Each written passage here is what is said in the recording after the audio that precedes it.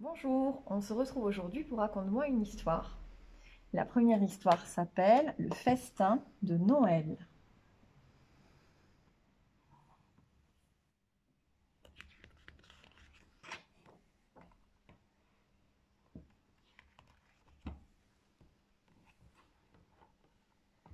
Cette année-là, le loup, le renard et la belette décidèrent de s'offrir un festin de Noël. Renard fut chargé de voler la dinde.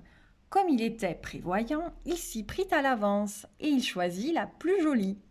L'aventure se corsa dès le retour à son terrier. Ouh, quelle pagaille ici! S'écria la dinde à peine sortie du sac où il l'avait trouvée. On ne t'a pas appris à ranger ta tanière avant d'inviter une demoiselle? Tu n'es pas mon invité, protesta Renard. Tu es mon festin de Noël. Raison de plus, un festin de Noël, c'est important. Tu dois en prendre soin. Pour commencer, il faut faire le ménage et aérer un grand coup. J'ai horreur du désordre. Et Dame d'Inde se percha sur le fauteuil d'où elle supervisa les opérations.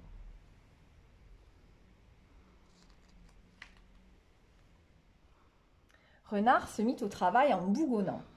Ça ne l'enchantait pas, mais ce festin de Noël semblait très sûr de lui. Plus tard, quand Belette et Loup arrivèrent, le terrier était impeccable. Ils furent priés de s'essuyer les pattes avant d'entrer. En découvrant la dinde, ils poussèrent des cris de joie. « Ne serait-ce pas l'heure de dîner ?» demanda-t-elle aussitôt. « J'ai grand faim. Qu'avez-vous préparé ?» Belette et Loup répliquèrent en se léchant les babines qu'ils n'avaient pas l'intention de se mettre en cuisine, sinon pour la transformer en pâté.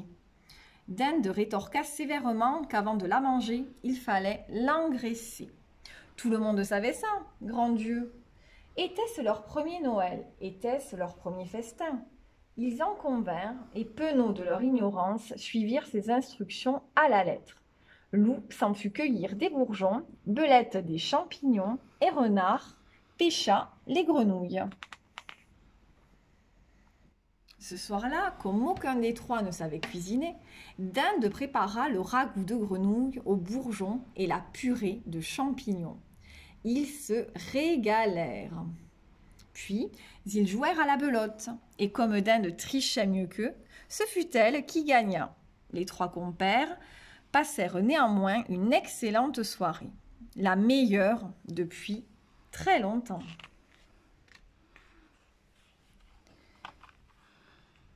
Et ils n'eurent pas à se disputer pour savoir qui dormirait sur le fauteuil.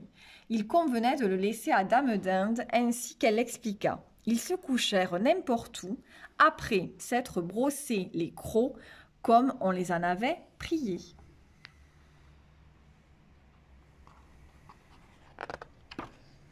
Dinde les réveilla de bon matin. Elle avait très faim. Ils s'en furent chercher à manger, et avec ce qu'ils rapportèrent, elle prépara le petit déjeuner. Jusqu'au soir et les jours suivants, les trois compères n'eurent pas une minute à eux. En effet, même entre les repas, Dinde était très exigeante. Il fallait du hou pour tresser des couronnes, un sapin à décorer, une brassée de gui à accrocher au plafond. Ils durent aussi ramoner la cheminée, car Dame d'Inde était très frileuse. Quand Noël arriva, les trois amis rechignaient encore à se laver les pattes avant de passer à table. Mais ils avaient pris goût aux bons petits plats. Ils ne gagnaient toujours pas à la belote, mais ils savaient confectionner des guirlandes ou des bonhommes en pain d'épices. Ils trouvaient que préparer Noël, ma foi, c'était fort plaisant. La veille du grand jour, Dinde souleva la question. Comment allait-il la cuisiner?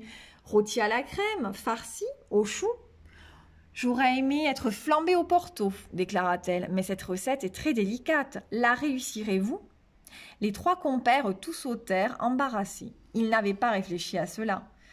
Ils remirent cette conversation au lendemain, et pas un d'entre eux ne ferma l'œil de la nuit. Ils n'avaient aucune envie que leur nouvel ami ne finisse ainsi rôti, flambé ou farci. Mais que faire? Heureusement, Dinde trouva la solution. Mes chers amis, soupira-t-elle au matin, je vois que vous avez peur, en me tuant trop tôt, de rester sur votre faim. Eh bien, engraissez-moi encore une année. Il sera toujours temps de me croquer l'an prochain. Je serai plus grosse, plus belle, le festin n'en sera que meilleur. Ce projet fut accepté à l'unanimité. Et cette année-là, le festin de Noël, c'est Dame d'Inde en personne qui le prépara. Depuis cet arrangement, reconduit de Noël en Noël, jamais on n'a vu dans la forêt profonde terrier plus joyeux, renard, loup, belette ou dinde plus gras et plus heureux. Les meilleures recettes de loup, renards et belettes farcis.